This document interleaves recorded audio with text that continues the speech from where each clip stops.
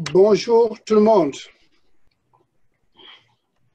Nous allons commencer donc ce séminaire virtuel qui est un webinaire organisé par Lifebox.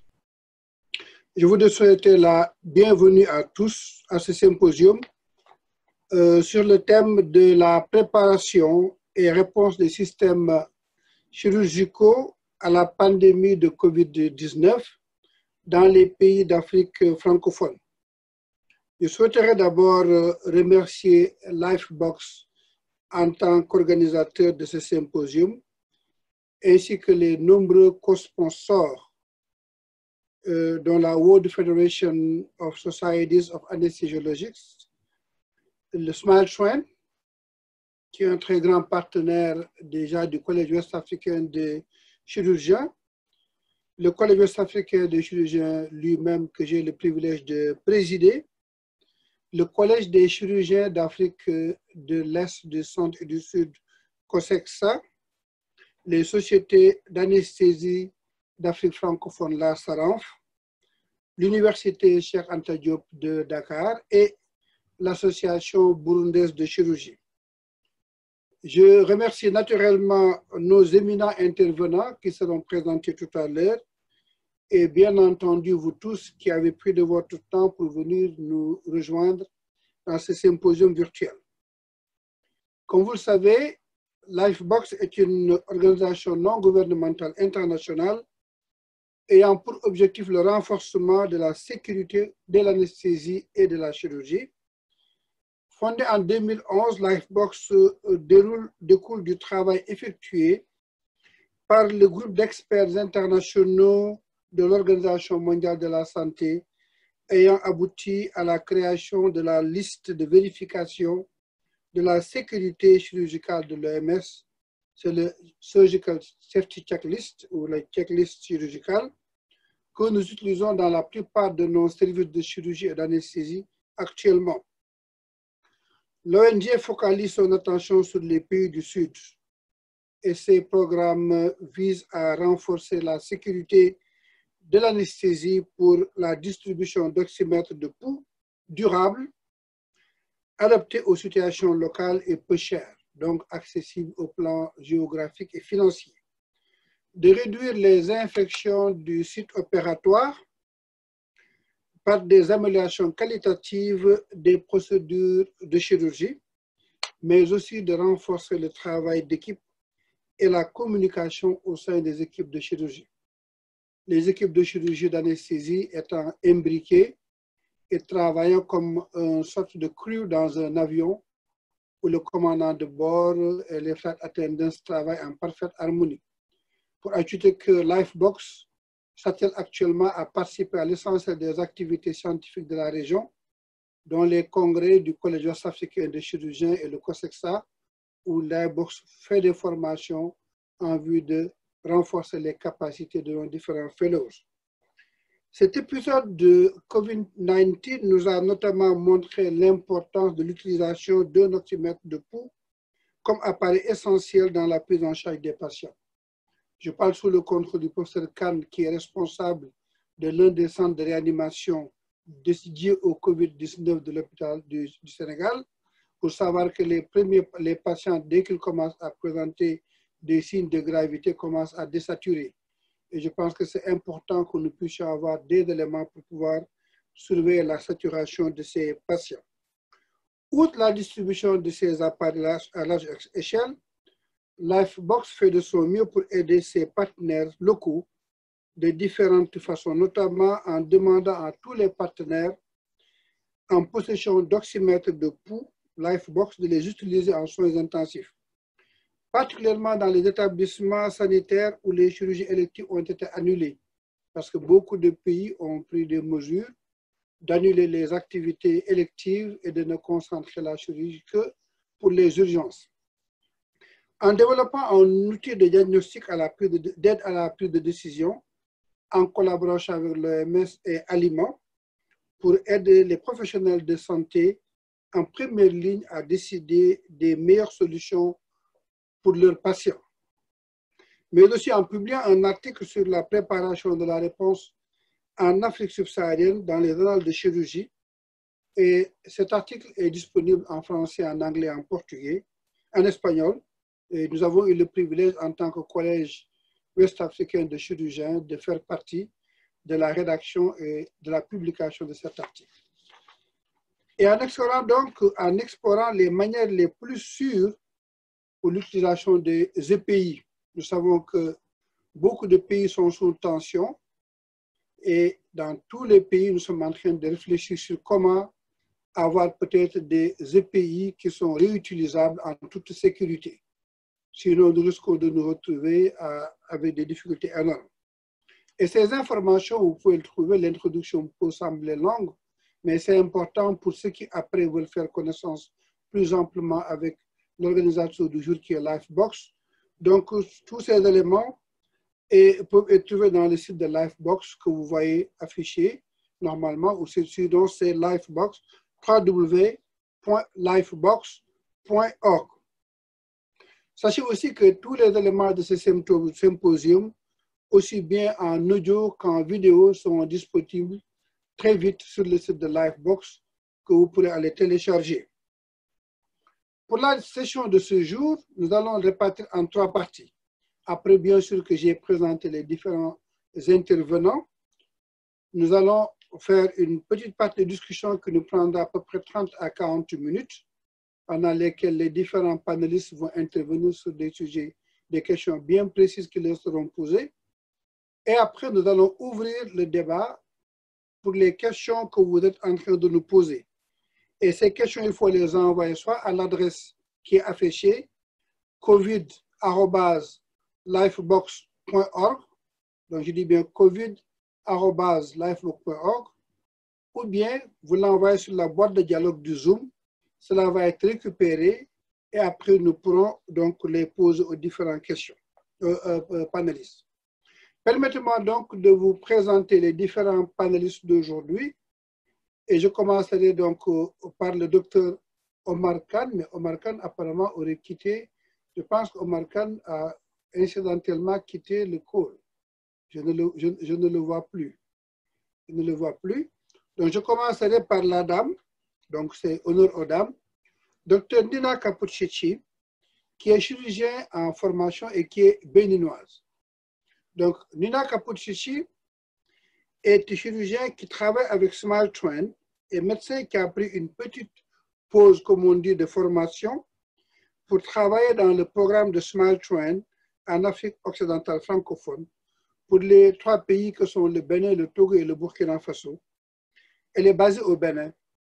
Elle a également travaillé avec Mercy Ships sur la mise en œuvre de la liste de contrôle de sécurité chirurgicale, de safety checklist de l'OMS, et Associate Safe Surgery Fellow pour Lifebox. Le deuxième panéliste, je vois ici, en attendant que le docteur Omar Khan revienne, docteur Nima Kasiji, qui est chirurgien pédiatre du Kenya. Elle est chirurgien pédiatre et spécialiste en santé publique. Elle est fondatrice du Surgical System Research Group basé à Kisumu au Kenya. Elle est chirurgien avec MSF. Elle a dirigé la mise en œuvre de programmes de renforcement de capacité pour la prestation de soins chirurgicaux pédiatriques en Haïti, en partenariat avec le ministère haïtien de la Santé. Donc c'est quelqu'un qui a déjà l'habitude de travailler sur le terrain et particulièrement dans les zones précaires. Elle a dirigé des évaluations chirurgicales pour évaluer la capacité de fournir des soins chirurgicaux sûrs à l'échelle mondiale. Elle est aussi activement impliquée dans l'initiative mondiale pour la chirurgie infantile et l'initiative qui s'appelle Global Initiative for Children's Surgery. Elle est engagée auprès des jeunes en Afrique et a récemment lancé un hackathon régional réunissant des jeunes du Kenya, de l'Ouganda et de la Tanzanie pour explorer des solutions technologiques qui augmenteraient rapidement l'accès aux soins chirurgicaux dans la région. Elle a été nommée jeune leader mondial par le Forum économique mondial en 2017. Et je vais passer maintenant sur le docteur Léonard Biavamungue, qui est chirurgien du Burundi. Il est en train de sourire parce que je suis en train de massacrer son nom. Je dirais Amahoro Neza. Murakomeye. Je parle le Kirundi tout.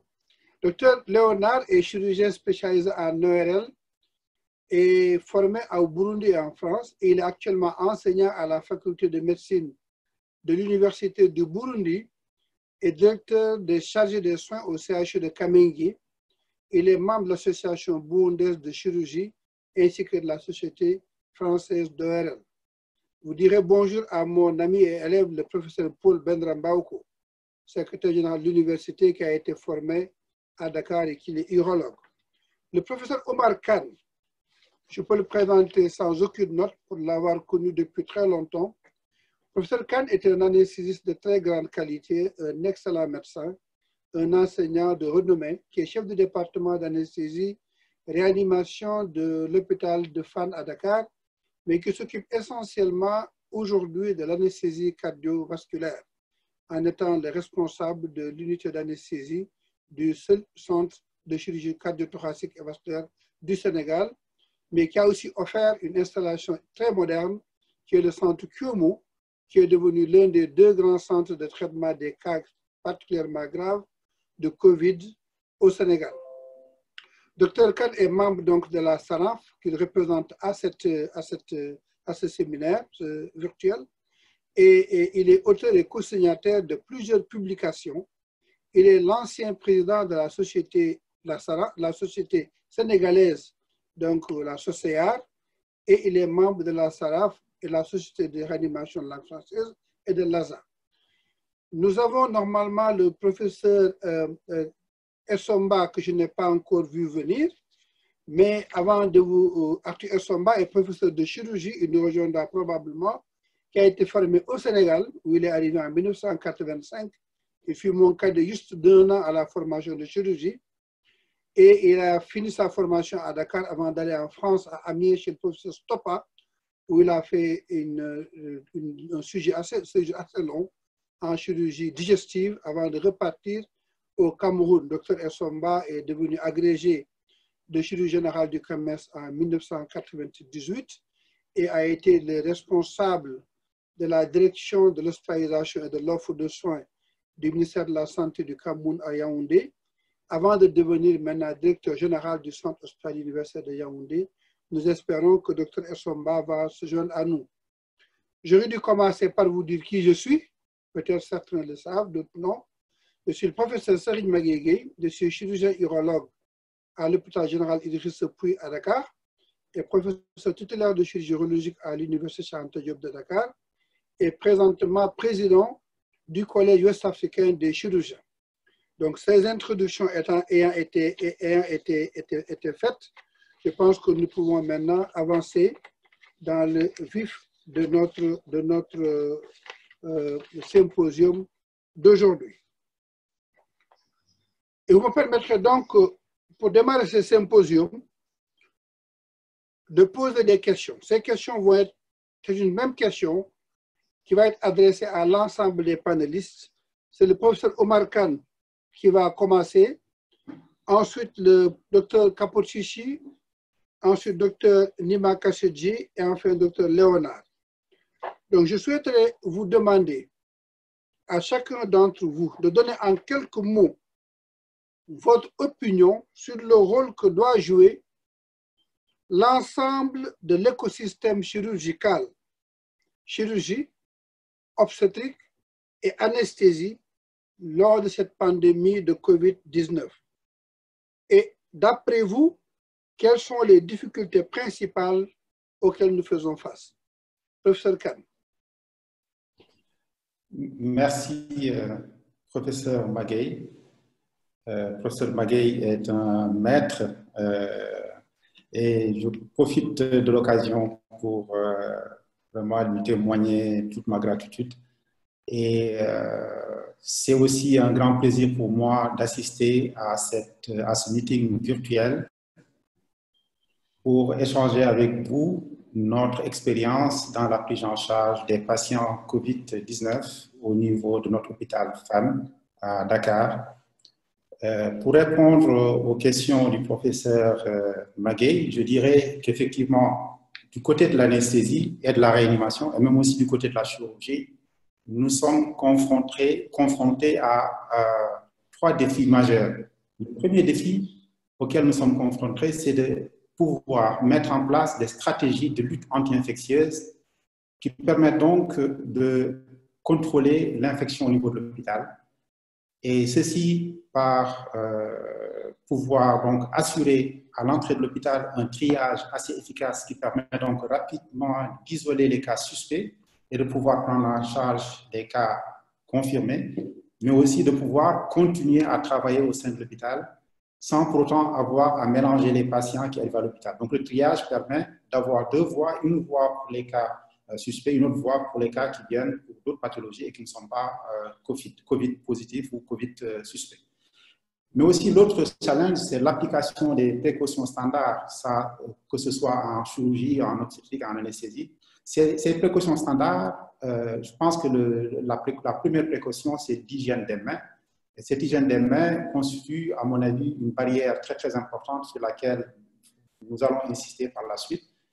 Mais aussi de pouvoir mettre en place donc, des précautions supplémentaires qui seront donc édictées en fonction du risque du personnel. Et ces précautions supplémentaires, c'est tout ce qui va être masque, lunettes, surblouses et tous les équipements spécifiques que nous allons utiliser pour faire face à cette infection. Et l'autre challenge aussi auquel nous faisons face, c'est le défi des ressources humaines. Aussi bien en anesthésie, en chirurgie et en obstétrique, le gros problème, c'est effectivement d'avoir des ressources humaines assez suffisantes pour pouvoir prendre en charge aussi bien les patients COVID que les patients non COVID. Nous savons que dans nos hôpitaux, nous sommes très limités en ressources humaines et il va falloir donc faire un tri pour pouvoir voir dans le personnel quelles sont les personnes qui sont plus aptes à pouvoir être au niveau des unités de traitement et les autres pour pouvoir donc les laisser dans des unités non COVID pour pouvoir assurer la continuité des soins pour les malades qui ne sont pas COVID. Et pour ces ressources humaines et pour ce personnel, l'autre challenge, c'est la formation de ce personnel pour pouvoir donc agir efficacement, pour pouvoir se protéger, pour ne pas attraper la maladie et surtout pour ne pas transmettre la maladie au sein de l'hôpital. Donc, ce sont les gros défis que nous relevons tous les jours, que nous essayons de relever tous les jours au niveau de notre hôpital qui prend en charge les patients COVID-19. Je ne sais pas si j'ai répondu à la question dans un premier temps. On reviendra peut-être plus amplement sur certains points qu'on pourra développer par la suite. Parfait. Merci. Donc, Omar, pour avoir posé ces éléments importants, particulièrement un défi très important qui est le défi des ressources humaines. On y reviendra tout à l'heure. Dr. Nina Kapocici,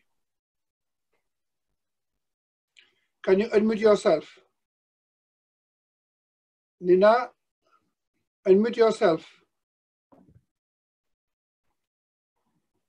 Unmute yourself. Nina, la voix, activez C'est bon. Bravo. Merci, professeur, pour la parole.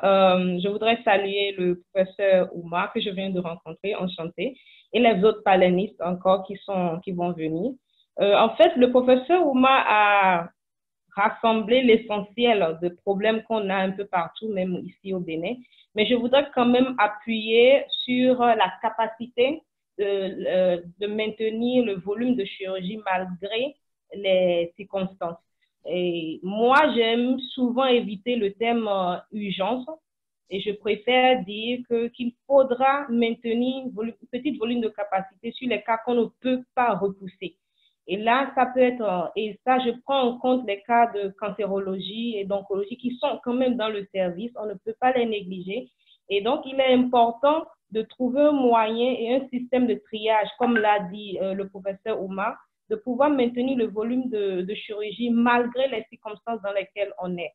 Et là, c'est la plus grande difficulté parce qu'il va falloir bien trier les patients et maintenir le cycle, donc je veux dire la circulation des patients infectés dont on ne sait pas toujours, et aussi du personnel de santé dans l'écosystème chirurgical. Donc ça, c'est la première chose. La première chose, je vais mettre pied dans le domaine du professeur Ouma, c'est l'anesthésie. Je voudrais vraiment appuyer sur l'anesthésie parce que le choix d'anesthésie dans cette crise, elle est importante. Nous savons que les anesthésies manipulent bien sûr l'anatomie qui est le plus affectée dans cette pathologie qui est le COVID-19 et c'est les voies aériennes.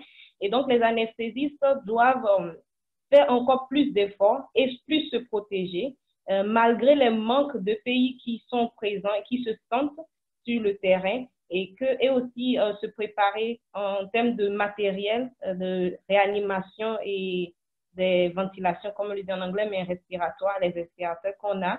Et surtout, ça, c'est un challenge pour les anesthésistes et vraiment, c'est un problème qu'ils sont en train de vivre tous les jours et au quotidien. Ensuite, je voudrais parler aussi des tests des TDA qui se font maintenant de COVID-19.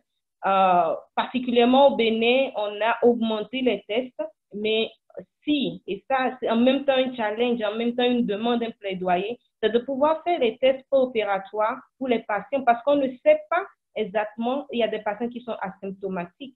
Et ici, particulièrement au Bénin, je dirais que nous avons 5 ou plutôt 3 centres qui ont été dédiés pour les patients COVID. Donc, le centre national, le CNHU, n'est pas impliqué directement dans la prise en charge des patients COVID-19. Malgré tout, il faut prendre des précautions et être sûr que les patients qui viennent quand même dans le centre ou dans notre centre, le CNHU, sont quand même triés et qu'on est sûr de protéger le personnel de ça. Donc, si on pouvait impliquer ou inclure les tests des TDA à faire préopération sera l'idéal.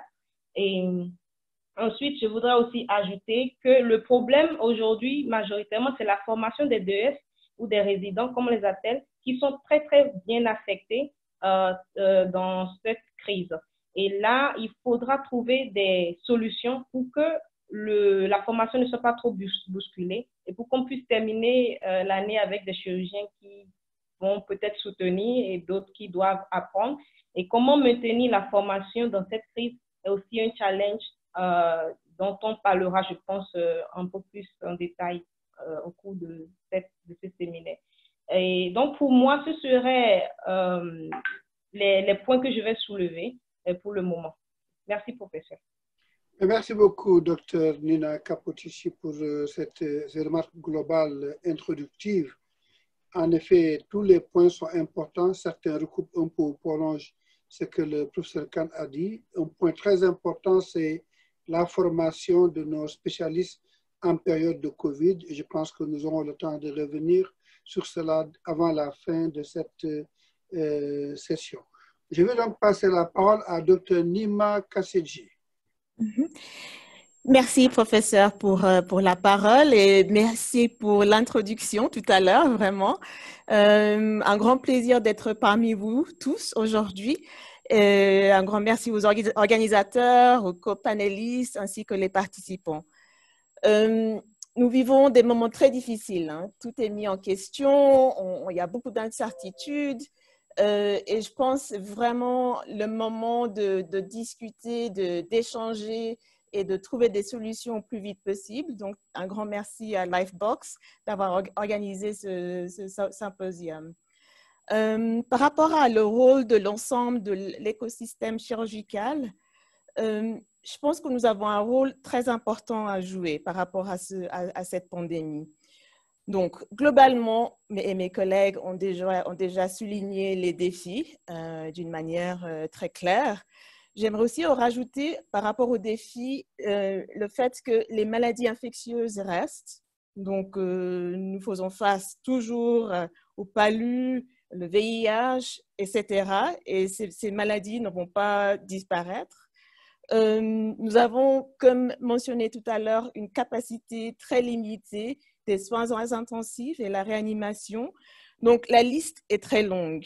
Et en termes du système chirurgical, moi, j'ai l'impression, je viens de revenir du Libéria, et la première chose qui a été faite après la déclaration de la pandémie, c'est qu'on a annulé tous les cas électifs. Donc, on se sent quand même mis à côté dans le système sanitaire des pays.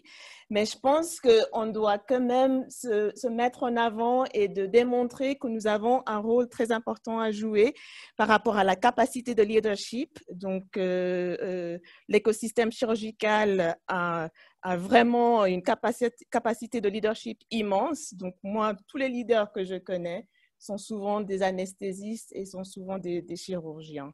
Donc ça, on peut déjà mettre en avant comme vraiment un atout qu'on peut contribuer à la réponse COVID-19. Nous sommes les experts par rapport à la stérilisation, par rapport à la diminution de risque d'infection. Nous sommes des experts des voies aériennes avec nos collègues anesthésistes. Nous sommes des experts par rapport aux soins intensifs aussi avec nos collègues anesthésistes. Et donc, nous avons vraiment des expertises qui sont primordiales pour la réponse COVID-19. Et ce que j'aimerais souligner, c'est que c'est vraiment, aujourd'hui, c'est vraiment une opportunité pour le système chirurgical et anesthésie de s'engager avec les politiciens, les ministères de santé, pour mettre en avant tous les atouts que nous avons pour vraiment créer des liens et de fonder et de construire des relations qui vont nous aider plus tard à plaidoyer pour l'accès aux soins chirurgicaux. Donc voilà, en résumé, je pense que nous avons un rôle très important à jouer. Je pense que nous avons vraiment une capacité immense de leadership, vraiment de contrôle d'infection, du système respiratoire, voies aériennes, etc. Et nous devons se mettre en avant et on doit vraiment s'engager avec tout le monde et on ne doit pas se laisser... parce qu'on s'est quand même senti mis à côté. Donc, je pense qu'on doit vraiment être dans le centre de cette réponse COVID-19. Merci.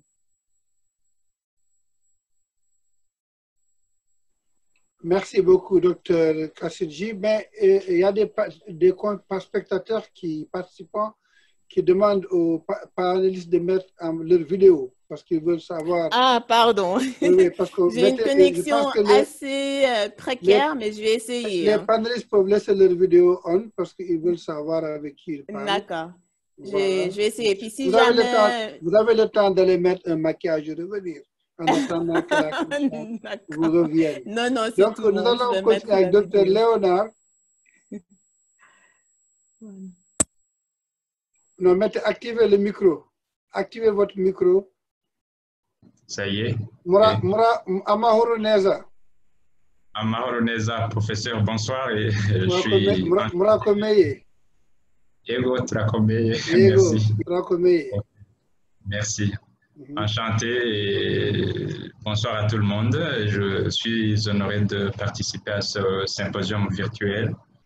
Disons que, je sais pas, je voudrais commencer à parler des difficultés qui ne sont pas différentes des difficultés qu'ont soulevées les autres.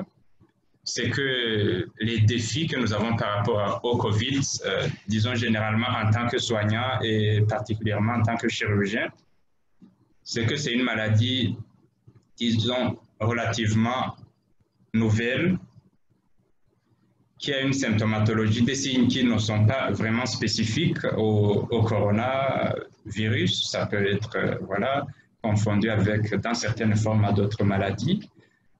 C'est une maladie qui évolue, voilà, qui a un taux de mortalité, je ne sais pas, potentiellement létal, quoi qu'il en soit. Ça crée une certaine peur chez le soignant et chez le patient, bien sûr.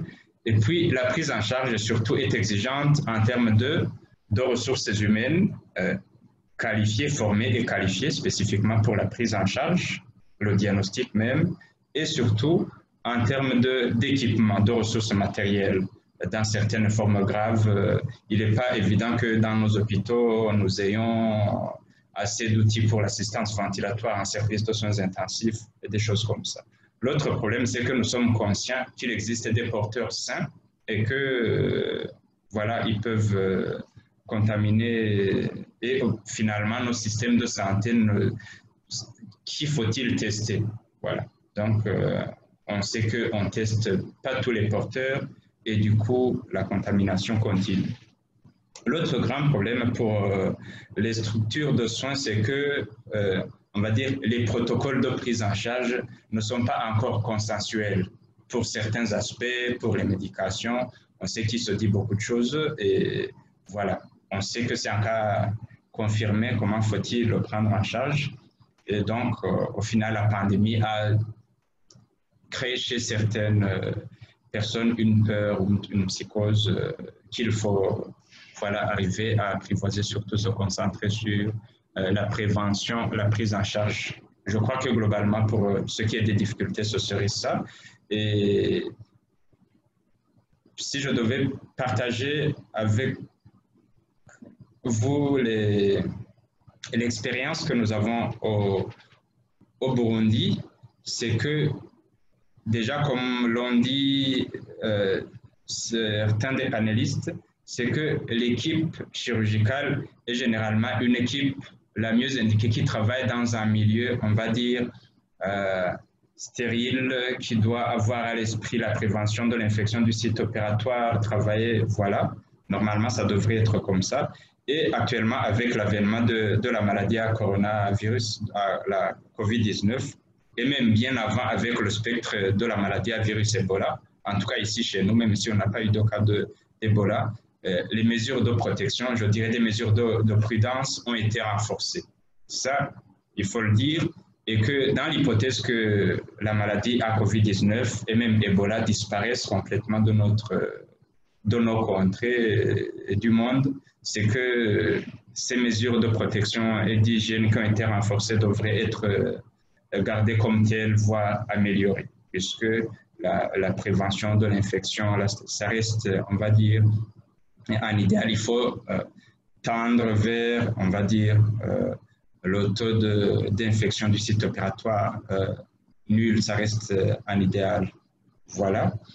Et actuellement, au Burundi, nous avons un laboratoire national qui est dédié au diagnostic, mais il existe des équipes, on va dire des équipes qui doivent faire les prélèvements, des équipes choc mises en place par le ministère de la Santé publique et de la lutte contre le sida, mais qui sont triangulées. Au niveau de chaque structure de soins ou de district de santé, il existe des équipes qui comportent un médecin ou des médecins, des infirmiers, des laborantins et on va dire des travailleurs ou plantons qui doivent être appelés en cas de cas suspect. Il existe un centre, on va dire une clinique publique qui est appelée la clinique Prince Louis Rwagasore et qui a été identifiée pour servir de lieu d'hospitalisation des cas qui sont confirmés. Néanmoins, les autres hôpitaux, comme le centre hospitalier universitaire et les autres hôpitaux national hôpital militaire de Kamenge, ont aménagé, ont préparé des espaces d'accueil au cas où la structure qui a été, on va dire, dédiée aux hospitalisations et à la prise en charge devait être débordée. Voilà, c'est ce que je pourrais dire. Globalement, c'est ça.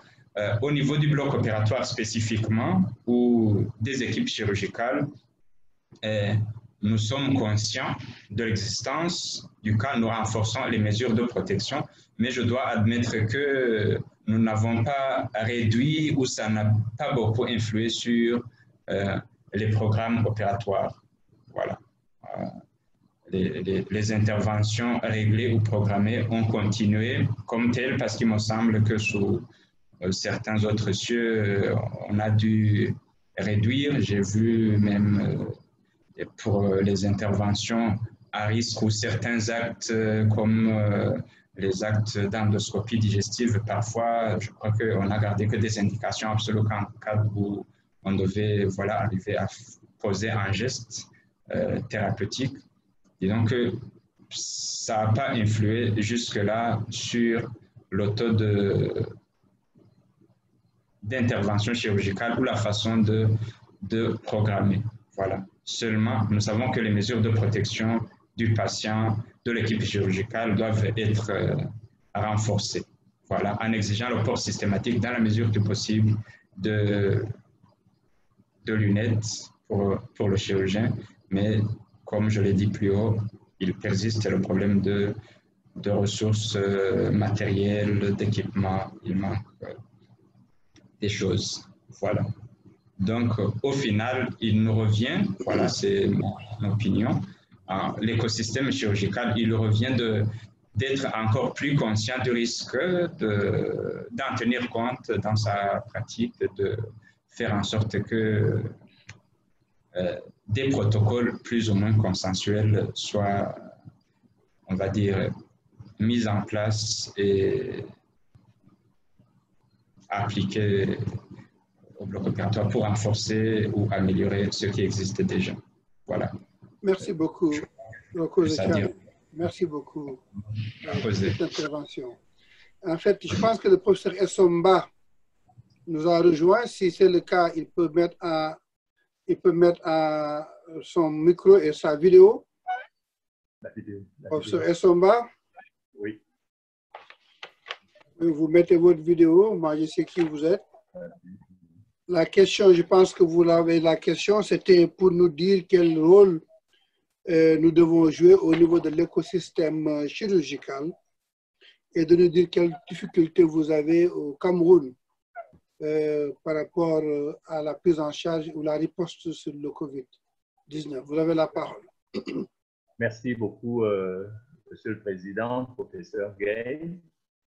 Merci à tous les organisateurs de ce symposium. Je voudrais déjà dire à ce séminaire, à ce symposium, s'agissant de la situation du Cameroun, je voudrais d'abord rappeler que nous sommes un des pays les plus touchés par l'épidémie à COVID-19, avec actuellement les derniers chiffres font état de plus de 3100 cas, avec 140 décès. Et ce qui était au départ une contamination d'importation liée au retour de Camerounais de pays d'endémie est actuellement une épidémie d'origine communautaire avec de plus en plus de cas. Alors, sur le plan général, sur le plan national, le gouvernement avait pris un certain nombre de mesures relatives à la distanciation sociale, notamment avec un confinement partiel, avec fermeture des espaces publics, etc., limitation de personnes dans les transports, etc. Mais avec, sur le plan médical, à proprement parler, une centralisation avec des centres de traitement agréés, 3 hôpitaux, notamment dans la ville de Yaoundé, et des lieux de confinement pour les personnes suspectes ou alors mises en quarantaine. Je voudrais préciser que s'agissant du CHU, qui est l'hôpital où je travaille, nous n'avons pas été désignés comme centre de traitement en raison de la configuration particulière de notre hôpital, mais surtout du fait que nous sommes en pleine réhabilitation. Alors, ce que je peux dire par rapport aux difficultés liées à cette épidémie, c'est que nous sommes un hôpital public.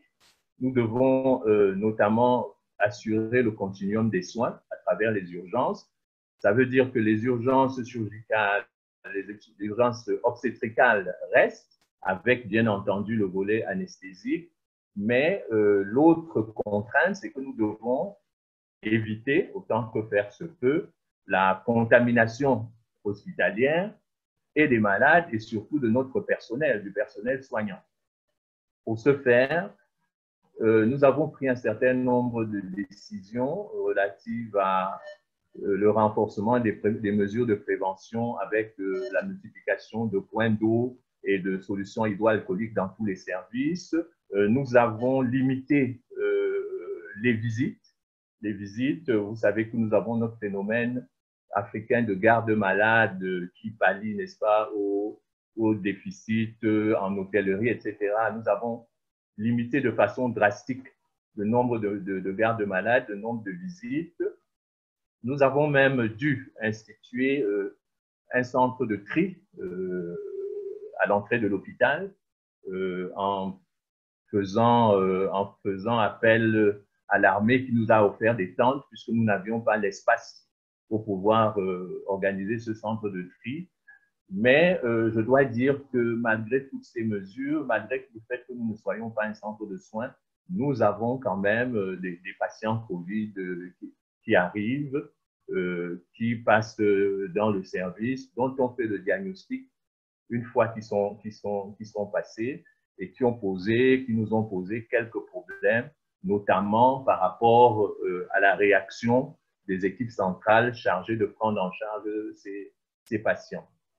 Alors, les défis en réalité sont à la fois le défi de formation, parce qu'il faut que notre personnel soit formé, qu'il soit suffisamment nombreux formés, le défi de la formation, le défi des équipements, puisque malgré les efforts que nous faisons, nous ne sommes pas encore tout à fait aux normes.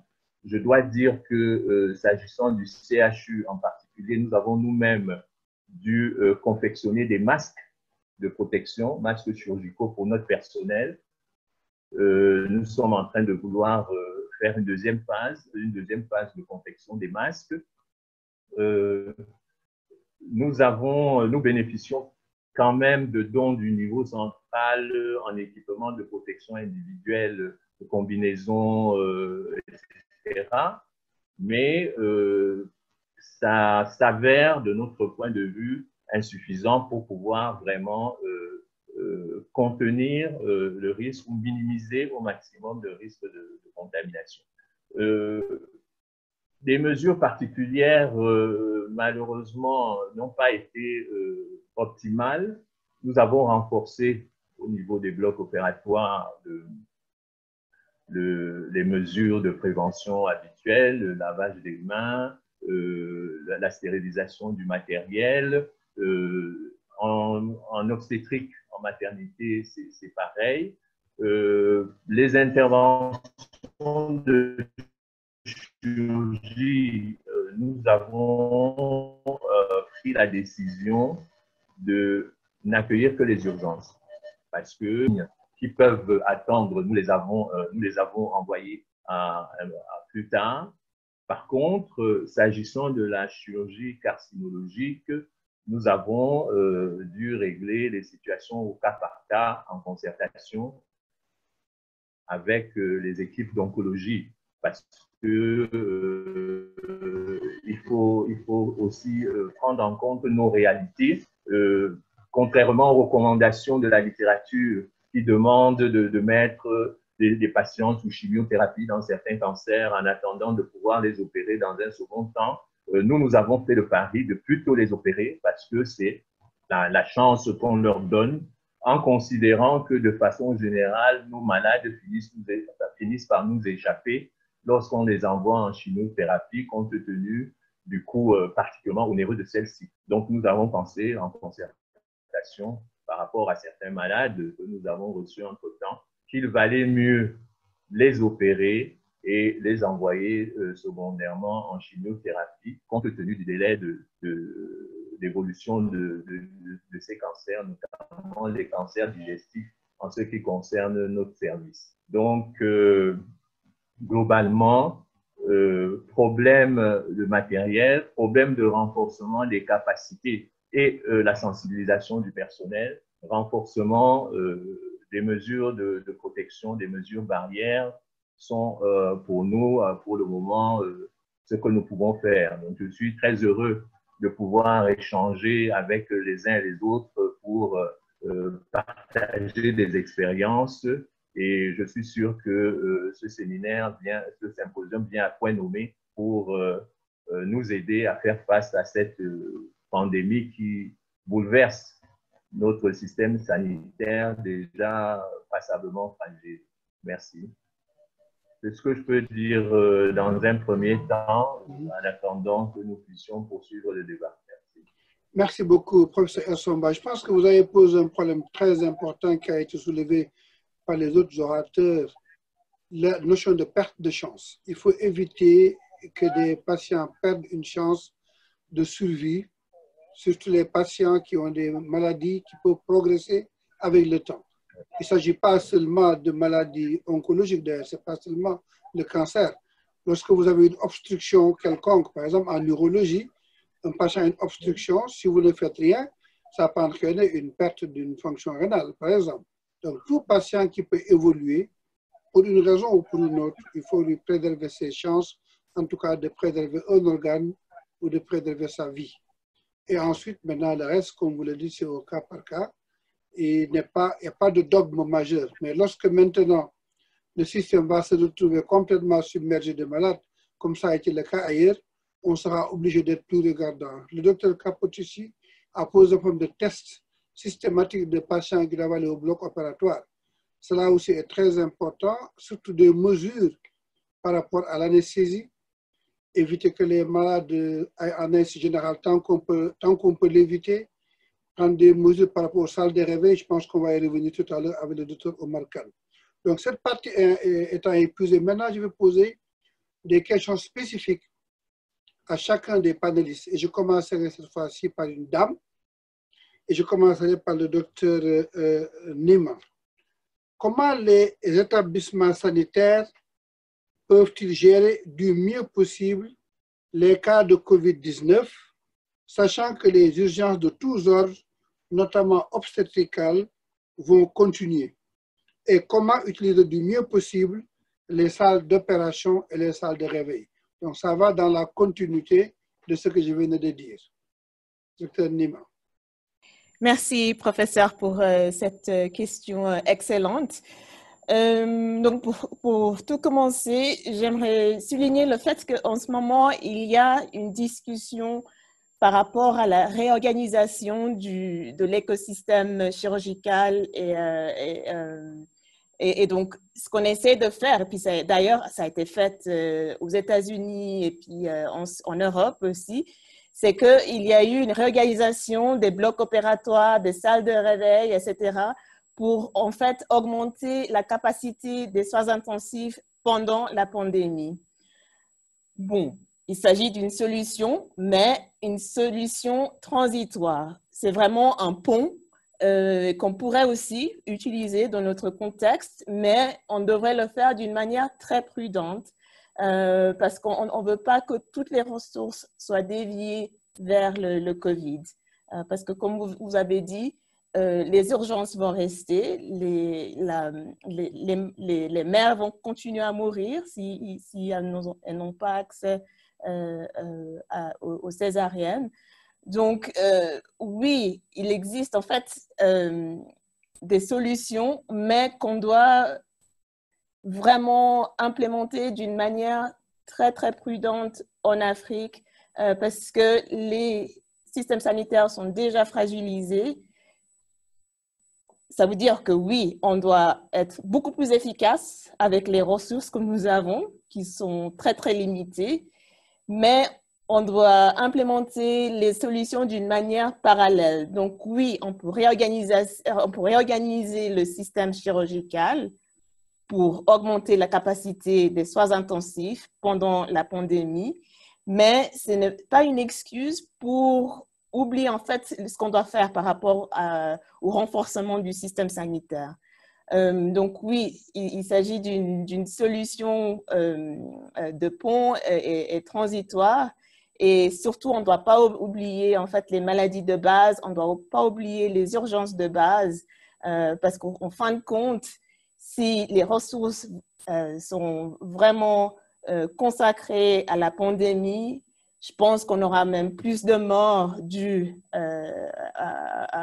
en fait aux maladies de base qui ont été négligées. Donc, on doit vraiment, vraiment être conscient de tout ça.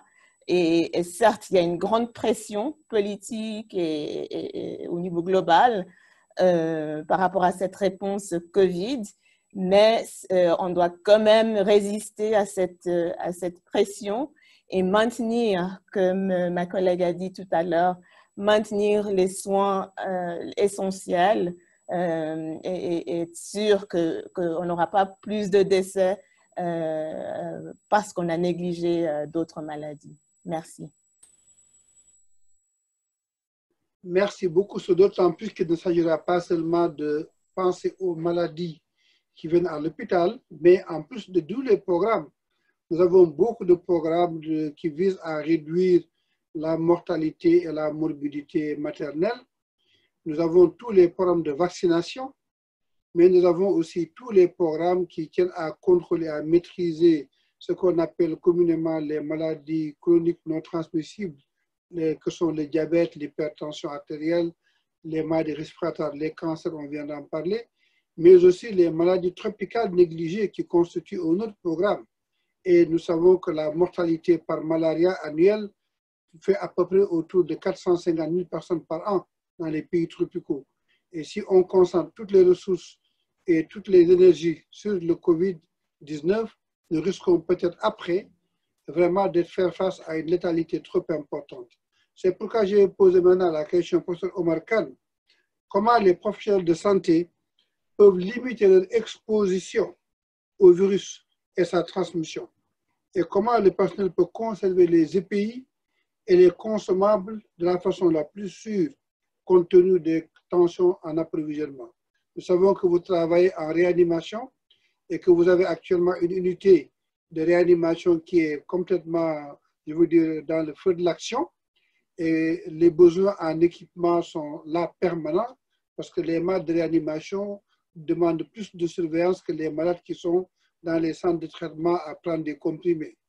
Quel est votre avis par rapport à cela, professeur Khan?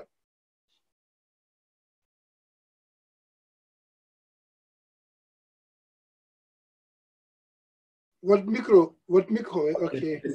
Merci, professeur Gay, merci beaucoup.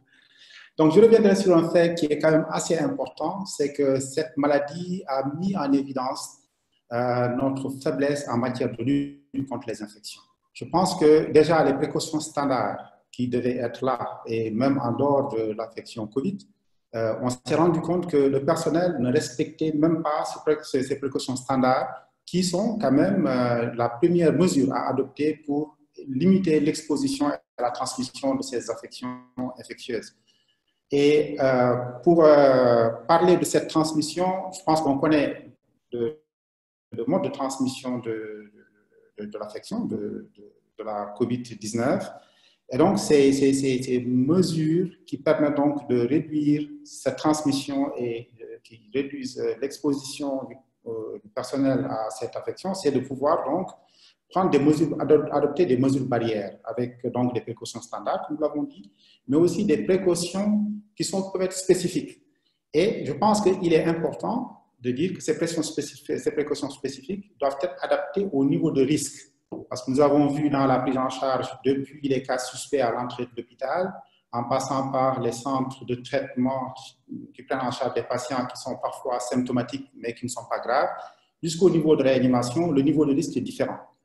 Et aussi, même en réanimation aussi, le niveau de risque est différent parce qu'il y a les anesthésistes qui vont faire des gestes invasifs tels que l'intubation, qui vont ventiler les malades, prennent des risques importants. Là, effectivement, le niveau de risque est au maximum. Et je disais que cette précaution doit être adaptée au niveau de risque. Donc, ce n'est pas la même précaution, ce n'est pas aussi le même équipement de protection individuelle qu'il va falloir avoir à l'entrée de l'hôpital et à la réanimation, et surtout encore si on doit faire un geste invasif. Et on s'est rendu compte aussi que les EPI ne sont pas tout le temps disponibles. Dans nos pays où les ressources sont très limitées, l'accessibilité aux EPI pose problème. Donc, il faut vraiment mettre en place une stratégie pour optimiser la disposition, la disponibilité ou la disponibilité de ces EPI. Et pour cela, nous optons pour nous insistons sur 3 points importants. Le premier point, c'est la réduction, essayer de réduire au maximum les besoins en EPI. Quand je dis réduire les besoins en EPI, c'est de pouvoir donc, dans un premier temps, de regrouper dans un seul centre, dans une seule unité, tous les patients COVID positifs. Ça permettra au personnel qui les prend en charge de pouvoir mutualiser les moyens, les faibles moyens que nous avons, et donc de les mutualiser sur un seul site géographique, au lieu de les avoir sur plusieurs unités. Par exemple, tout à fait au début, au niveau de l'hôpital Fann, nous avions un centre qui était aux maladies infectieuses, nous avions des malades suspects qui étaient plus ou moins confirmés, qui étaient à la porte de l'hôpital, et d'autres qui étaient en réanimation. Donc finalement, c'était très difficile parce que chaque centre était approvisionné en équipement et les soins auraient pu être peut-être regroupés. On aurait pu, et finalement ce qu'on a fait, on a regroupé tous les patients au niveau d'un site géographique, ce qui a permis effectivement de réduire la consommation dans le pays et de pouvoir donc les prendre en charge de manière optimale. Mais aussi, il y a l'autre problème sur lequel il faut insister, c'est l'entrée dans la zone positive. Parce que parfois, on voit que le personnel a tendance à aller et venir entre la zone qui n'est pas contaminée et la zone contaminée. Nous avons donc essayé de limiter autant que possible l'accès des chambres patients Covid au personnel infirmier. Donc, le personnel infirmier n'entre dans ces chambres que quand il a un geste à faire. Et ça réduit une stratégie qui va donc réduire au maximum les besoins en EPI. L'autre problème, c'est l'utilisation rationnelle de ces EPI. Donc, comme je disais, le type d'EPI doit être utilisé en fonction du contexte. Nous, en tout cas, nous l'avons adapté en fonction du contexte. Donc, la personne qui est au tri va avoir un EPI allégé. Il va juste avoir une surblouse, il va avoir un masque, et donc c'est un masque chirurgical.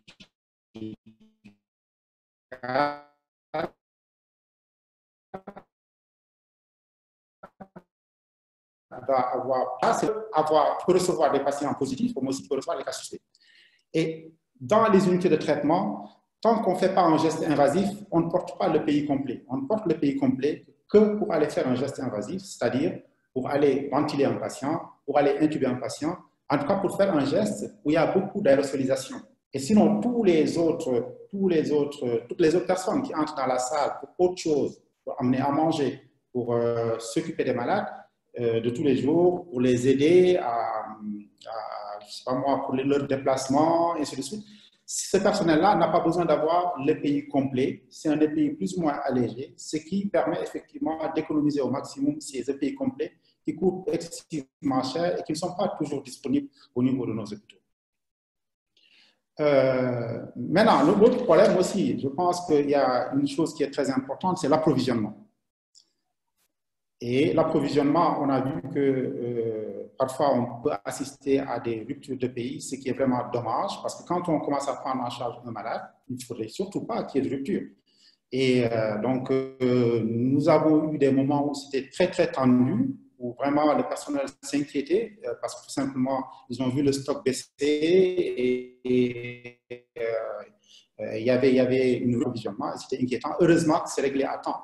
Et je pense que c'est important que nous, praticiens aussi, que nous ayons un œil sur l'approvisionnement de ces EPI. Et puis aussi qu'on ait un œil sur tout le circuit, depuis la distribution, l'entrée de l'hôpital jusqu'à la destination du produit. Ça, je pense qu'il faut qu'on ait un œil là-dessus. Et en plus, il y a un autre élément important sur lequel aussi je vais insister, c'est la qualité de l'EPI. Parce qu'il y a des EPI, notamment des masques, je prends juste un exemple des EPI, c'est le masque. Il y a des masques qui sont des masques avec des valves que nous avons reçus et qui n'étaient pas de bonne qualité parce que tout simplement la valve était figée avec la chaleur, la valve se détériore et elle se fige dans le sens de l'ouverture. Et ça expose le personnel. Donc, ce qui fait qu'aussi, il y a une responsabilité individuelle, c'est vrai. Donc, nous, avant d'entrer dans ces endroits rouges, nous devons tester tout le matériel. Il faut qu'on soit sûr que le matériel que nous utilisons est un matériel qui est conforme. Et ça, je pense que c'est important. Et ce qui fait que chez nous, ici, on ne reçoit plus ces masques à valve parce que ça pose problème. On a d'autres types de masques, les FFP2 sans valve, qui protègent mieux et qui, en tout cas, nous assurent la sécurité. Et encore une fois de plus, dans tous les cas, que ce soit EPI ou pas, je pense que les gestes d'hygiène des mains, l'hygiène des mains, je pense, est un élément très important. Ça permet donc de protéger le personnel, mais aussi ça permet de protéger les malades. Pourquoi? Parce que tout simplement, on peut avoir des cas suspects dans le lot des malades qui n'ont qui arrivent et qui traversent le filtre à l'entrée, parce que le triage ne peut ne pas être efficace à 100%. Donc, il y a des patients qui arrivent et qui peuvent même être positifs asymptomatiques, qui arrivent directement à l'hôpital. Si nous les prenons en charge, il faut qu'à chaque fois qu'on puisse donc utiliser cette technique de lavage des mains pour passer d'un malade à un autre. Et ça, je pense qu'il faut que cette culture-là s'installe et que les gens aient ces réflexes de se laver les mains régulièrement. C'est fondamental. Et l'autre problème, c'est par rapport à l'anesthésie. L'anesthésie, au niveau, en tout cas, nous, dans notre pratique, nous avons 3 réanimations dans notre hôpital et il y a une réanimation qui est dédiée donc à la prise en charge des patients Covid et les autres réanimations sont ouvertes pour les autres malades qui ne sont pas Covid positifs et qui continuent à venir à l'hôpital pour des urgences et aussi pour des pathologies réanimatoires qui nécessitent une prise en charge aiguë. Et donc, on continue à les prendre en charge. Mais parmi ces malades aussi, de temps en temps, on a des patients qui ont de la fièvre, qu'on teste et qu'on voit qu'ils sont positifs. Ça pose problème parce qu'ils sont dans un lot qui est supposé être négatif. On fait un test, on se rend compte que c'est positif. Et ça, c'est un problème. Je pense que c'est le gros problème que nous vivons actuellement. Que ce soit en réanimation ou en anesthésie, parce qu'on peut être appelé à endormir un patient, je pense qu'il y a quelqu'un qui en a parlé tout à l'heure, on peut être appelé à endormir un patient, si on ne connaît pas son profil, il peut être positif. Il peut être positif, il vient pour une urgence abdominale, pour une péritonite, ou bien pour une occlusion, on l'endort pour cette occlusion, alors qu'il est positif, il est Covid positif. Et donc, je pense que dans cette période pandémie, il faut que les anesthésistes prennent toutes les précautions. Je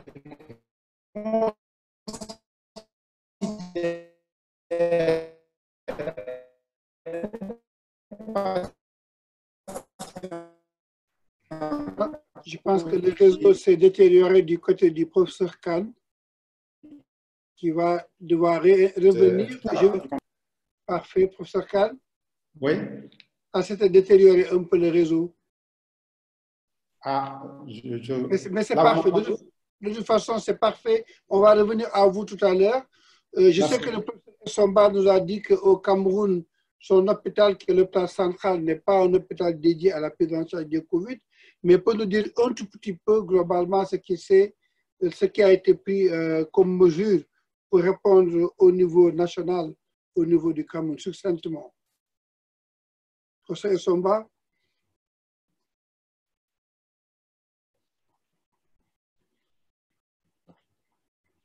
Activez votre micro.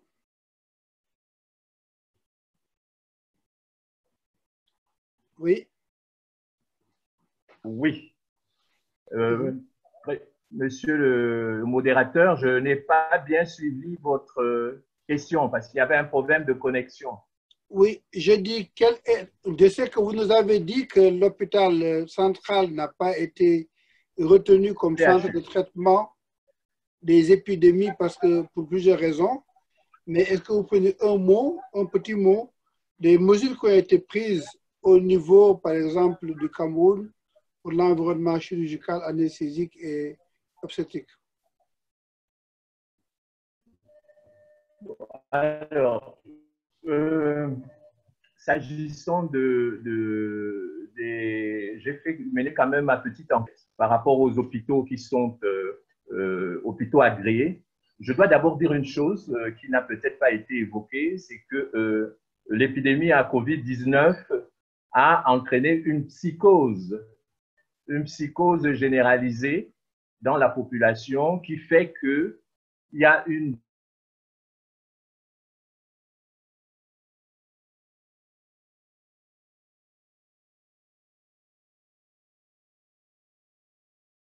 des hôpitaux. Donc, de venir à l'hôpital ne viennent pas à l'hôpital. Ça, c'est un fait. Maintenant, s'agissant des services chirurgicaux et anesthésiques, je dois avouer que j'ai mené ma petite enquête auprès des chefs de service. Ce qui m'a été dit, c'est qu'il a été simplement renforcé des mesures de prévention générale. L'hôpital central, par exemple, qui est hôpital dédié, n'a pas dédié une salle au Covid. Par contre, le service d'obstétrique, la maternité principale, a prévu une salle d'accouchement individuelle au Covid, isolement, Et il y a d'ailleurs eu un certain nombre de patientes COVID-19 positives qui ont accouché récemment dans cet hôpital. En réalité, je pense que deux problèmes essentiels se posent, qui ont d'ailleurs été évoqués par précédent orateur, professeur Kahn. C'est l'utilisation rationnelle des équipements de protection individuelle. Parce que, effectivement, ces équipements ne sont pas en quantité suffisante. Leur disponibilité n'est pas toujours optimale. Et effectivement, il faut pouvoir les utiliser à bon escient, notamment lorsqu'il s'agit de tri et lorsqu'on est effectivement en présence de patients positifs. Donc, pour me résumer, de ce que je sais par rapport à la petite enquête que j'ai menée, des mesures spécifiques en dehors, n'est-ce pas, de cet isolement qui a été fait en maternité à l'hôpital central, des mesures spécifiques n'ont pas été prises de manière particulière. Je sais aussi qu'il y a quand même été diminué de façon significative la chirurgie réglée, avec quand même une prédominance pour les urgences.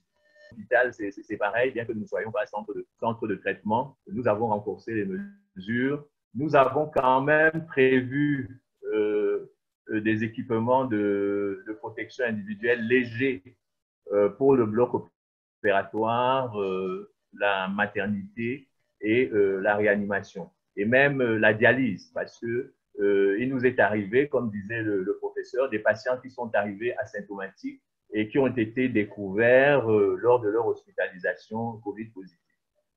Voilà. Mais en réalité, ce que je pense à titre personnel, c'est on devrait quand même mettre peut-être un peu plus l'accent sur le dépistage. Parce que nous avons un gros problème par rapport aux tests des patients. Même lorsque les patients sont suspects, il faut attendre le niveau central.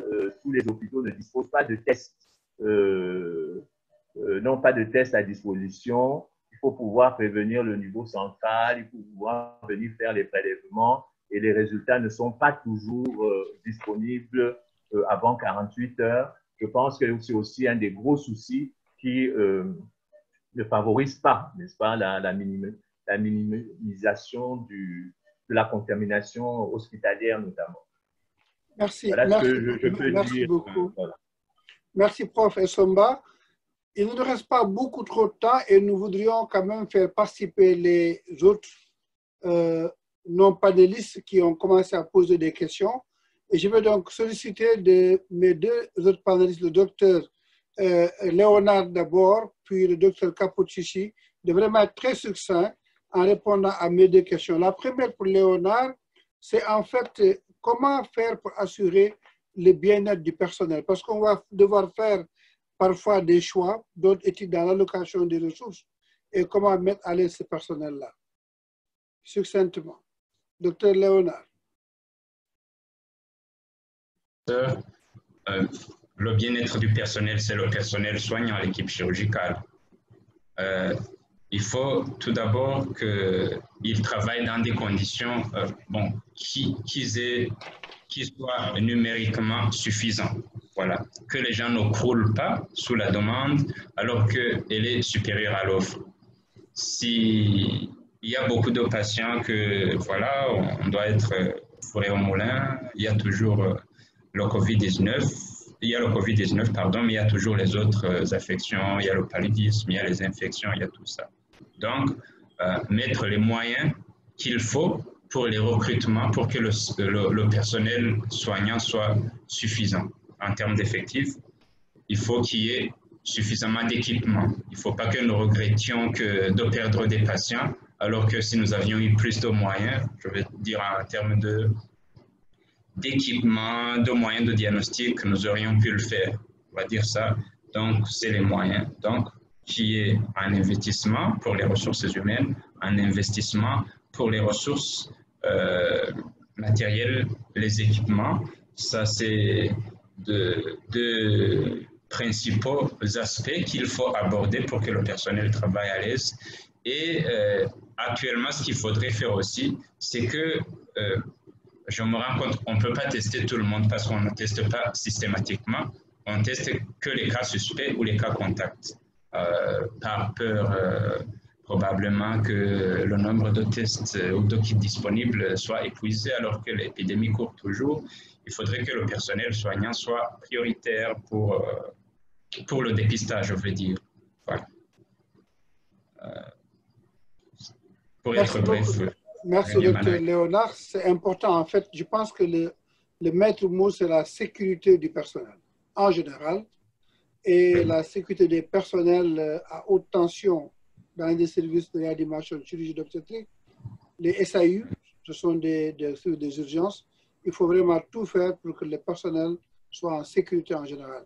Docteur Nina, est-ce que vous pouvez nous dire qu'est-ce que SmileTrain est en train de faire ou à faire pour soutenir ses partenaires? D'accord. Merci, professeur Magué, pour la parole. Pour être succinct, comme vous avez demandé, d'abord, je fais l'introduction de l'organisation SmileTrain.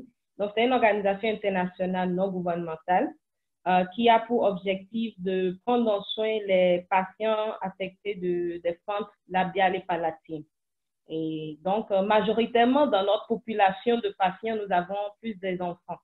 Et il faut vraiment que je souligne ça pour terminer en disant que depuis 2 mois, à peu près, SmileTrain a interrompu temporairement ses interventions avec les partenaires chirurgicaux avec lesquels on travaille. Et pour pouvoir surtout leur permettre à être plus disponibles à la riposte contre le COVID-19 dans leurs centres respectifs et surtout aussi protéger les enfants et nos patients globalement et leur éviter de venir à l'hôpital des déplacements qui ne sont pas utiles et qui vont les soumettre à des transmissions, ce qu'on voudrait éviter. Et donc, c'est voilà majoritairement ce qu'on a pu faire. Mais ce qu'on s'est rendu compte au fil du temps, c'est qu'il y a eu un besoin de prioriser notre programme de nutrition. Vous allez beaucoup m'excuser, je vais devoir éteindre. D'accord, la lumière est revenue. Donc, on a eu un problème d'électricité là. Donc, je continue. Notre programme de nutrition a été mis en avant. Et aussi le programme d'orthophonie, mais on le fait en utilisant les moyens de télémédecine. Donc, on le fait à distance quand on le peut. Mais sur le continent, vous voyez, les questions de télécommunication sont plus ou moins restreintes parce que nos patients sont plus retrouvés dans les communautés éloignées et coins ruraux. Et donc, on le fait par téléphone. On suit les patients par téléphone, par appel. Mais ce n'est pas facile. Mais on fait quand même ce qu'on peut dans les conditions dans lesquelles on est. À part ça, SmileTrain a pu fournir à ses partenaires des équipements de protection individuelle selon le besoin, à tous les partenaires, mais encore plus selon le besoin spécifique. Et ça, c'est pour le côté matériel et équipement. Mais pour le côté informationnel, d'information, nous avons surtout travaillé avec Liveboss, comme vous avez mentionné, sur la checklist des COVID-19 des patients au bloc opératoire.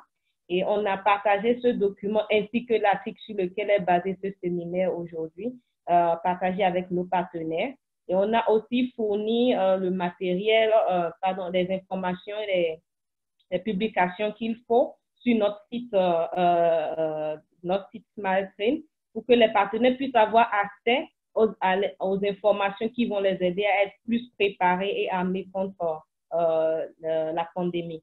Pour finir et bien terminer, nous sommes en collaboration avec le Collège ouest-africain des chirurgiens, dont le président lui-même est ici, le professeur Magué, dans la formation en ligne par Zoom pour soutenir la formation des résidents en Afrique de l'Ouest. Donc, on a une formation qu'on appelle Téléclef ou Téléphone, pour traduire directement, qui est focalisée sur la formation théorique, sur les fentes labiales et palatines et tout ce qui est autour, ainsi que l'orthophonie avec l'association du l'Association des orthophonistes du Nigeria, avec qui on travaille. Et donc, nos partenaires sont prioritairement invités à suivre ces cours quand ils peuvent le faire et surtout ne pas arrêter les formations parce que nous avons un partenariat aussi avec la WAC, celle de former les chirurgiens en fente labiale, palatine et autres.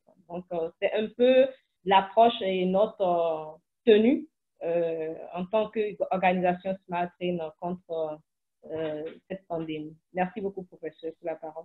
Merci beaucoup au docteur Nina. Avant de continuer par les questions maintenant ou les réponses à quelques questions posées par les participants, je voudrais quand même signaler, pour ne pas dire magnifier la présence dans ce séminaire virtuel de quelques figures de la médecine en Afrique. Je veux nommer d'abord notre maître, notre aîné, le professeur Martin Chobly, qui est vraiment le grand patron de l'anesthésie de réanimation en Afrique francophone.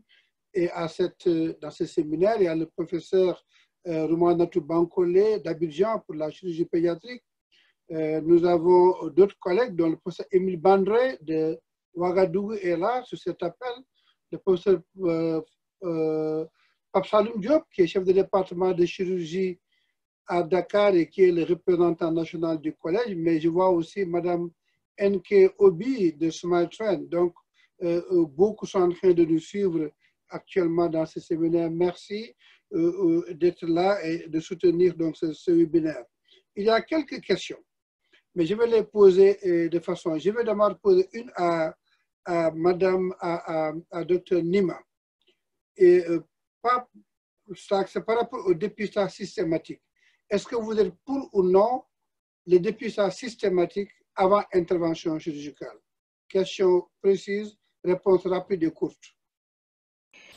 En théorie, oui, mais en pratique, nous n'avons pas suffisamment de kits. Donc, par exemple, au Kenya, au niveau national, nous avons effectué 40 000 tests pour une population de 55 millions. Donc, en théorie, oui, on aimerait bien que tous les patients aient ce test avant le bloc opératoire, mais en pratique, ce n'est pas possible à cause des ressources très limitées. Et aussi, il ne faut pas ignorer le fait que le test a quand même un taux de faux négatifs qui n'est pas négligeable. Donc, on peut avoir un test négatif, mais quand même avoir le coronavirus. Donc, on doit quand même se rendre compte de ça. Et c'est-à-dire qu'on doit vraiment prendre des précautions universelles. Donc, s'imaginer que tout le monde est infecté et du coup, on va se protéger comme si tout patient était infecté. Merci.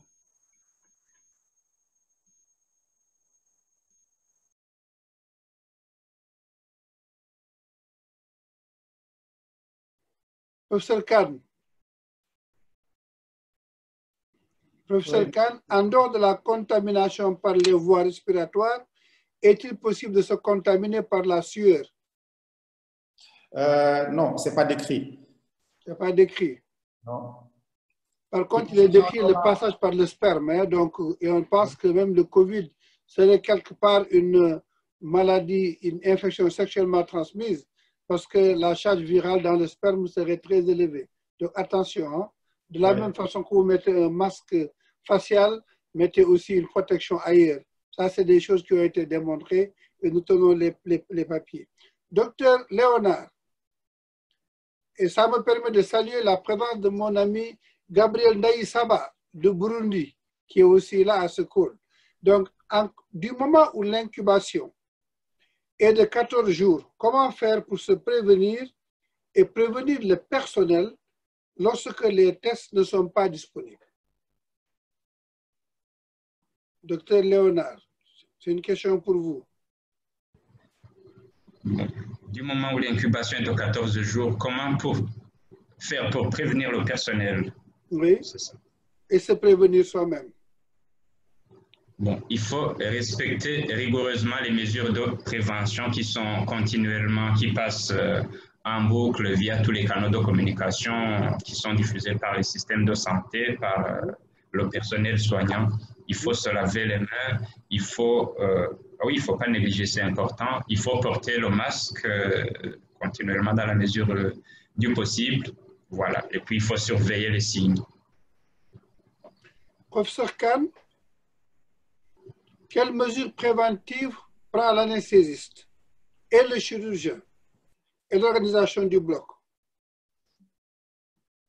De manière générale, hein, c'est ça?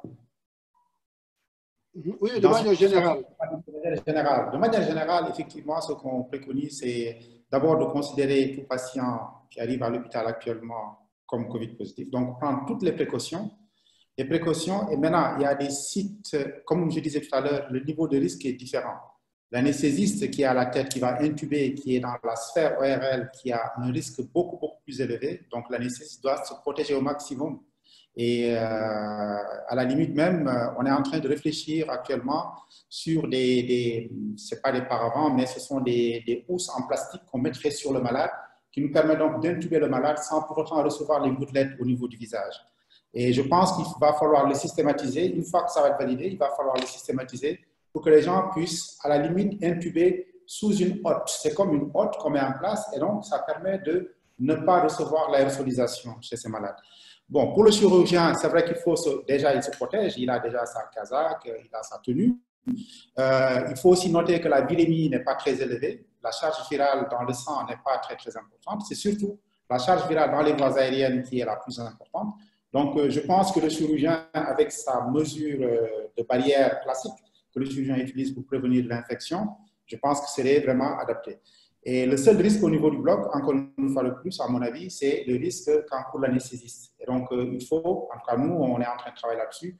Je pense qu'on prendra le maximum de précautions pour intuber un patient qui doit subir une chirurgie. Et si aussi on doit faire une anesthésie loco-régionale, on privilégie l'anesthésie loco-régionale. Ça va nous permettre donc d'éviter l'intubation. Et on va de plus en plus aller vers l'anesthésie loco-régionale et développer cette technique d'anesthésie loco-régionale. Et lorsqu'il s'agira de faire une anesthésie générale, et si tant est qu'il y a une intubation à faire, il faut que ce soit l'anesthésiste le plus expérimenté et qui le fasse pour que ça soit le plus rapide possible. Il faut aussi qu'on change notre façon de gérer les blocs, où parfois on amène beaucoup de malades dans des salles d'attente, chacun attendant son tour, ce n'est plus le cas. Maintenant, les malades doivent venir un par un et aller directement au niveau des salles d'opération. Et si les malades sont anesthésiés, anesthésie générale, il faudrait tout faire pour qu'ils soient réveillés sur table opératoire avant que de les renvoyer en salle de réveil, pour éviter aussi qu'il y ait de l'exhalation au niveau de la salle de réveil. Parce que si vous partez sur le document qui a été publié dans les annales de chirurgie, ça permet de prendre tous ces aspects concernant l'anesthésie, l'obstétrique et surtout par rapport aux aspects d'anesthésie et de réanimation. C'est très important. J'ai une ou deux questions ici, dont l'une pour le professeur Essomba. Comment faire aujourd'hui devant ce Covid, vu que presque beaucoup d'hôpitaux travaillent en déficit de personnel et de matériel? Que faire? Vous qui êtes non seulement directeur chirurgien, chef de service, directeur général d'un hôpital universitaire, mais qui était aussi directeur de centrale au niveau du ministère. Que faire, professeur? Merci. Toute la question est là. Et je pense que les pistes de réflexion devraient s'orienter vers la mutualisation.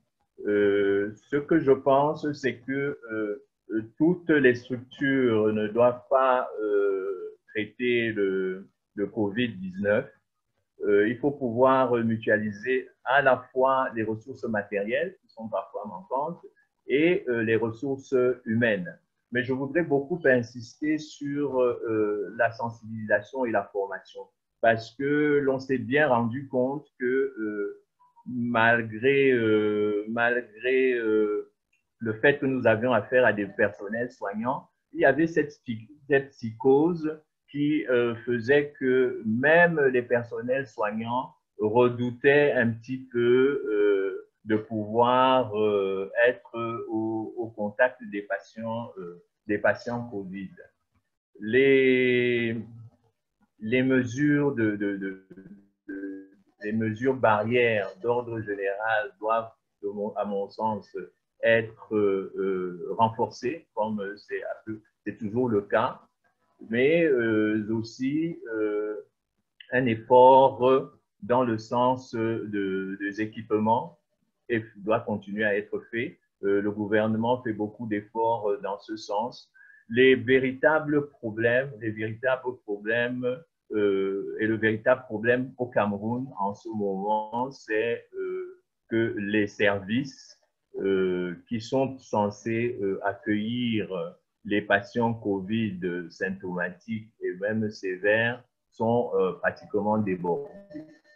Sont débordés parce que il y a une explosion des malades, parce que en amont, les mesures de prévention ne sont pas si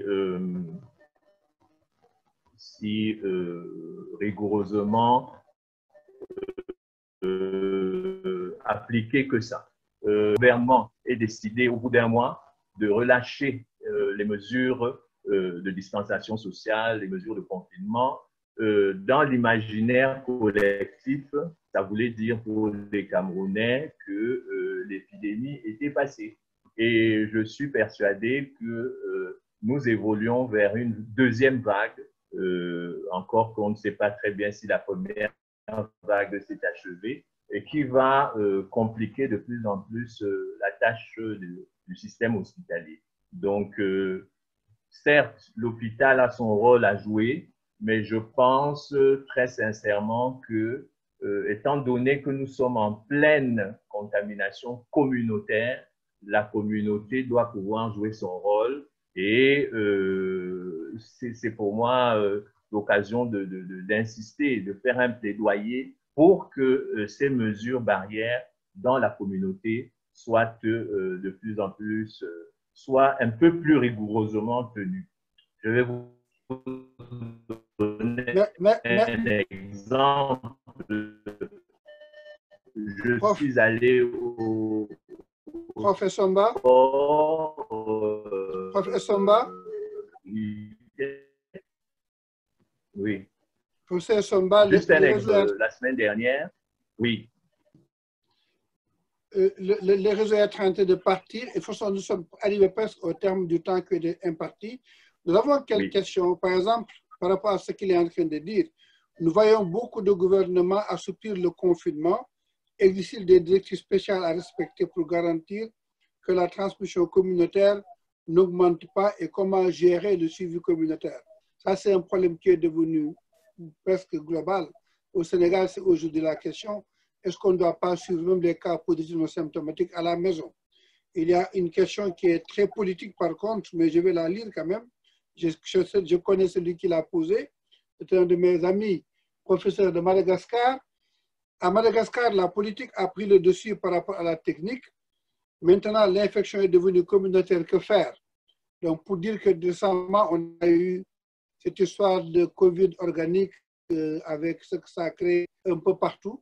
Je pense que, mon cher ami, vous allez appliquer les mêmes principes de base pour éviter la transmission communautaire, comme on le dit. Et il y a une autre question qui dit, quand pourrait-on espérer un retour à la normale dans les stations de services chirurgicaux, d'autant plus que nous ne sommes pas certains d'une éradication prochaine. Et je pense que je vais laisser le Dr Nima nous dire un mot sur ça rapidement. Quand est-ce que vous espérez qu'on revienne à la normale?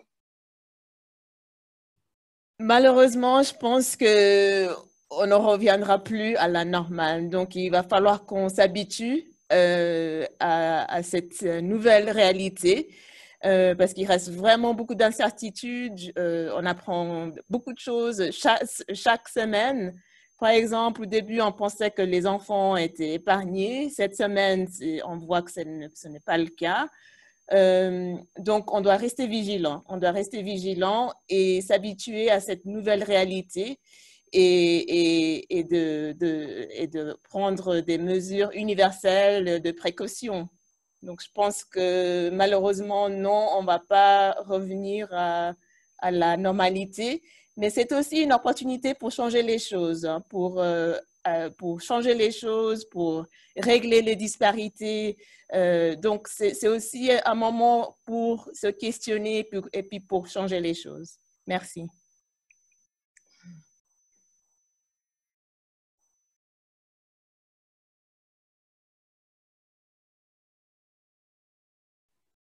Professeur Khan, en un mot, nous savons que nous sommes dans une période de baisse d'activité aussi bien en pratique chirurgicale qu'anesthésique.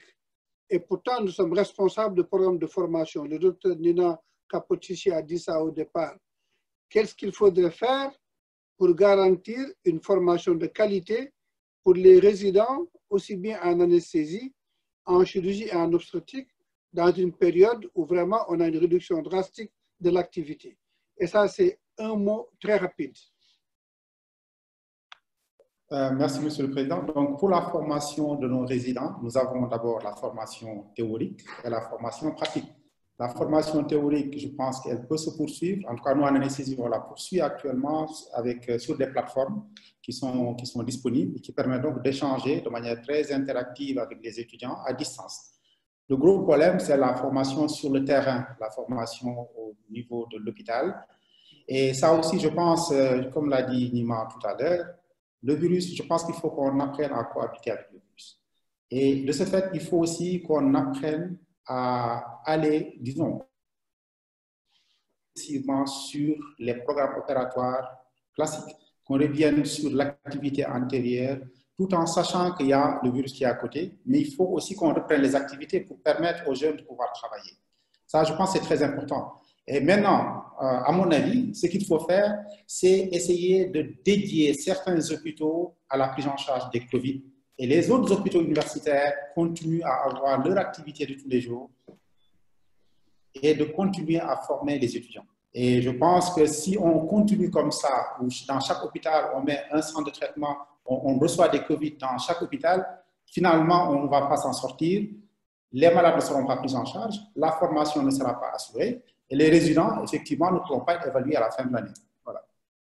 Mais vous avez très bien dit, c'est d'autant plus que dès l'instant qu'un patient ou un hôpital commence à recevoir des patients Covid, les autres malades commencent à fuir. Nous avons vu au Sénégal, pour les différents hôpitaux que sont le nôtre, au GIP, Dalal Jamm, l'hôpital de Diamniadio et autres, l'activité a baissé de façon drastique, parce que les malades eux-mêmes qui viennent refusent de venir. Donc, je pense qu'il faudrait que nous pensions à cela, à des stratégies pour continuer quand même la formation.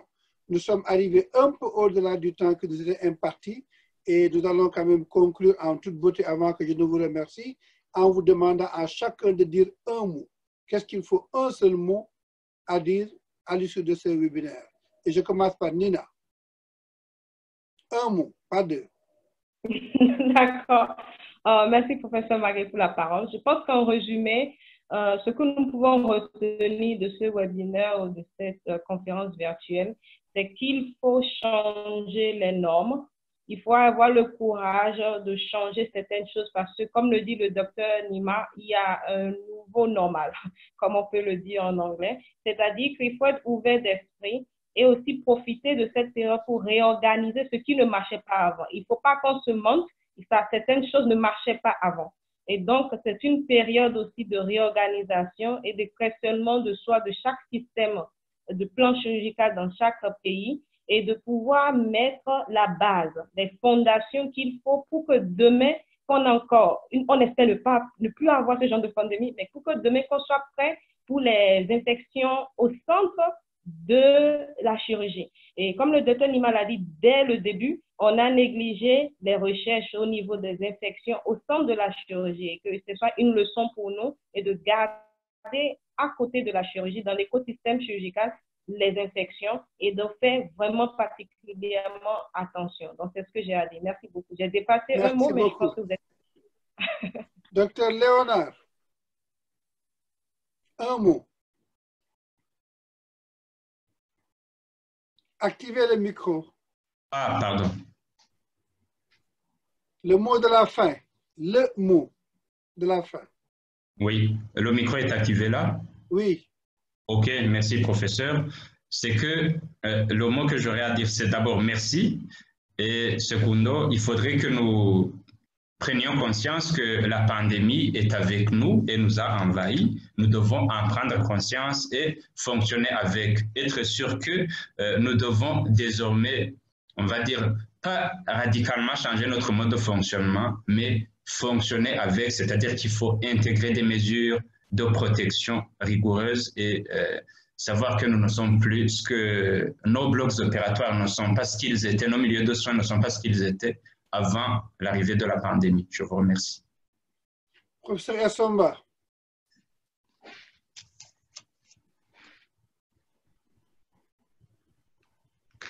Pour ces échanges riches de partage d'expériences. Et je dirais un seul mot, c'est refondation. À partir de cette épidémie, tirer les leçons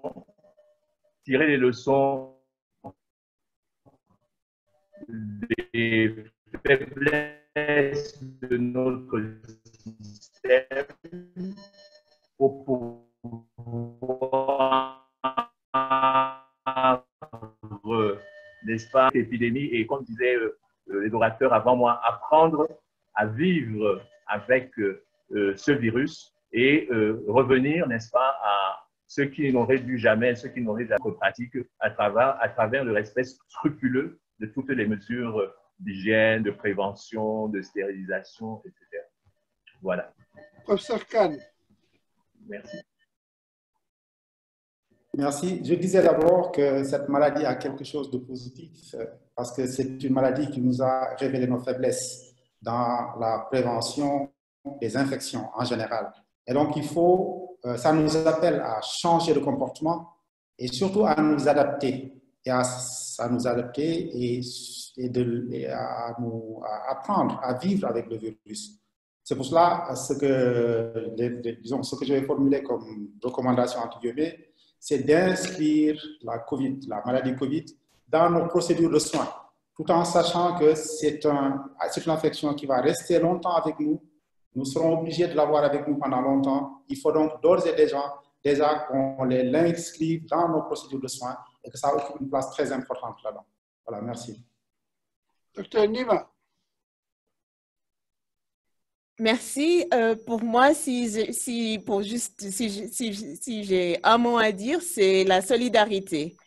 Donc, nous sommes tous déstabilisés. Je dirais même qu'on est en deuil. Et donc, on doit vraiment rester solidaires, surtout entre nous, collègues, parce que nous allons vraiment subir des moments difficiles. Et il faut qu'on évite des décisions solitaires, de rester seul. Il faut vraiment qu'on soit solidaire et que voilà, qu'on doit se soutenir. Donc, la solidarité, en résumé. Très bien. Moi, je dirais que cette pandémie à COVID-19, effectivement, a été un réveil matin pour l'ensemble des systèmes économiques, sociopolitiques et sanitaires du monde. Ça a mis à nu toutes nos limites. Aujourd'hui, que vous ayez les moyens ou pas, vous ne pourrez pas aller vous soigner ailleurs parce que tous les aéroports sont fermés. Ça doit nous amener non seulement à penser à riposter contre la pandémie, mais à mettre en place des stratégies pour que nos systèmes de santé soient plus résilients après la pandémie. Faire de telle sorte qu'on puisse quand même avoir des systèmes de santé de qualité et que nous pensions quand même à rester, à se soigner chez nous. Et je pense que ça a été une des leçons. Deuxièmement, nous ne pouvons plus faire comme avant. Ce séminaire virtuel peut être aujourd'hui, ou devrait être, la façon d'enseigner de demain, pour que demain nous puissions partager, échanger aux quatre coins du monde et que nos résidents puissent profiter de l'expertise des uns et des autres. Et c'est le lieu de remercier l'ensemble des participants, de remercier l'ensemble des orateurs qui ont quand même bien voulu prendre de leur temps avec des fuseaux horaires décalés. Nima est au Kenya à +3, GMT à +3. On a Léonard qui est au Burundi à +2, Arthur est à +1 à Yaoundé, avec Nina qui est à +1 à Cotonou et Omar Khan et moi à Dakar. Et merci encore d'avoir pris de votre temps pour contribuer à tout cela. Merci à tous les auditeurs et je voudrais vraiment saluer tous ceux qui sont là et encore saluer quelques-uns de nos collègues qui ont énormément apporté à la formation en Afrique. Je les ai cités en partie tout à l'heure, mais à travers eux, je cite tout le monde. Et quand je cite vraiment Martin Chobli, tout le monde comprend ce que Martin représente, en tout cas pour l'anesthésie-réanimation en Afrique en général.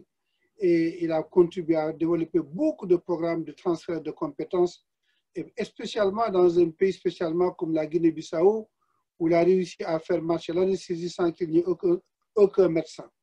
Je parlerai aussi de mon ami Gabriel Ndaïsaba, que je connais depuis très longtemps au Burundi, qui sont restés dans la difficulté du Burundi, et aussi d'autres amis comme Rwanda Bankale qui sont vraiment en train de faire. Merci à Smile Train. Nous avons reçu nous-mêmes notre part de protection, d'équipement de protection à Dakar. Nous avons reçu. Merci aussi pour cette adaptation avec Telecleft Africa qui est en train d'être développée en partenariat avec le West African College of Surgeons. Nous remercions tous les co-sponsors, d'abord l'organisateur qui est Lifebox et tous les co-sponsors, donc la World Federation of Society Anesthesiologists, la SARANF, l'Université Cheikh Anta Diop, l'association burundaise donc, de chirurgie, Smile Train et toutes les autres structures qui sont là, qui nous ont co-sponsorisés. Vous informez que les vidéos et audio seront disponibles sur le site de Lifebox, www.lifebox.org très prochainement. Et merci à tous et merci à toutes. Et à très bientôt et bonne fin d'après-midi, bonne fin de journée pour les autres. Merci beaucoup. Merci, professeur. Bye. Bye. Et merci à Rémi et merci à Bella pour les questions que vous avez pu transférer instantanément par WhatsApp. Merci beaucoup. Merci, Chris. À très bientôt. Merci à tous. Merci, Au revoir. à bientôt. Bye. Bye.